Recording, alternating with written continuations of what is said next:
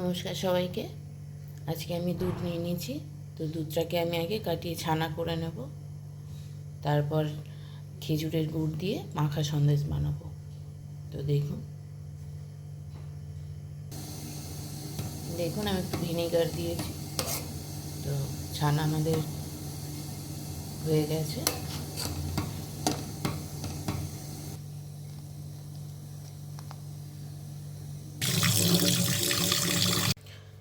ছানাটা আমি জল ঝেড়ে নিয়েছি। তো দেখুন এবার একে আমি ভালো করে মেখে নেব।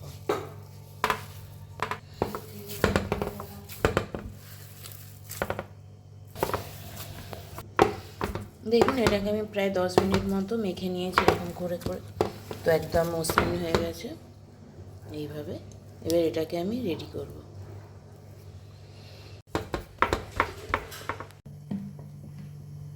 কড়া বসিয়ে দিয়েছি। আমি কড়ার মধ্যে খেজুরের গুড়, ঝোলো গুড় আমি দিয়ে দেব।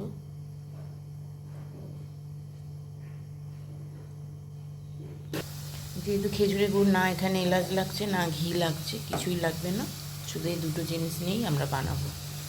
তো এটা আমার ফুটে গেলে আমি ছানাটা এর মধ্যে দিয়ে দেবো, মেখে রাখা ছানাটা এর মধ্যে দিয়ে দেবো।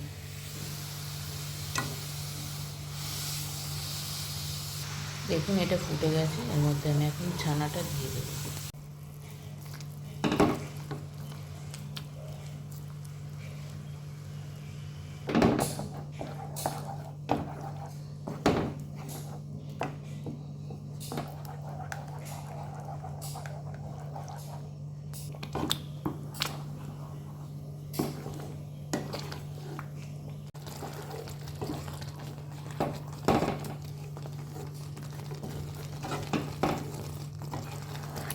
দেখুন আমি এইভাবে বানিয়ে নেব। এতে আর কিছু আপাতত দিইনি। মিষ্টিটা যে যার বুঝে দিলেই হবে। কেউ একটু কম খায়, কেউ বেশি খায়। তো গুড়ের মিষ্টি তো অসুবিধা কিছু নেই।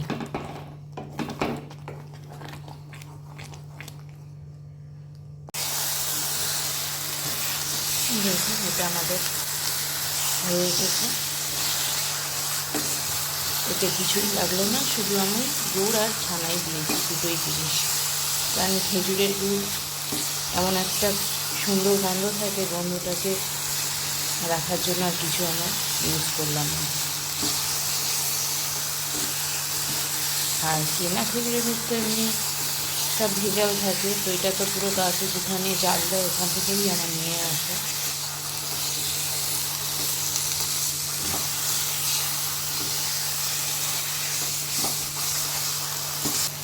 কড়া দিয়ে ছেড়ে যাচ্ছে, দেখুন এটা আমাদের রেডি।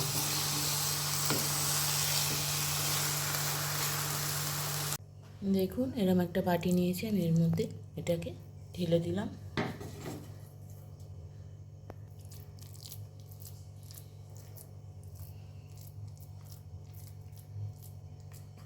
একটু সেট করে দিচ্ছি।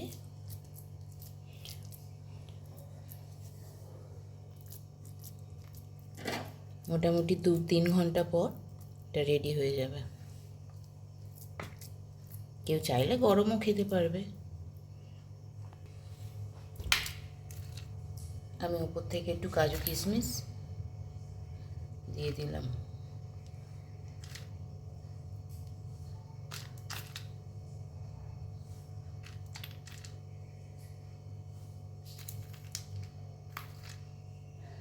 দেখুন আমাদের মাখা সন্দেশ রেডি।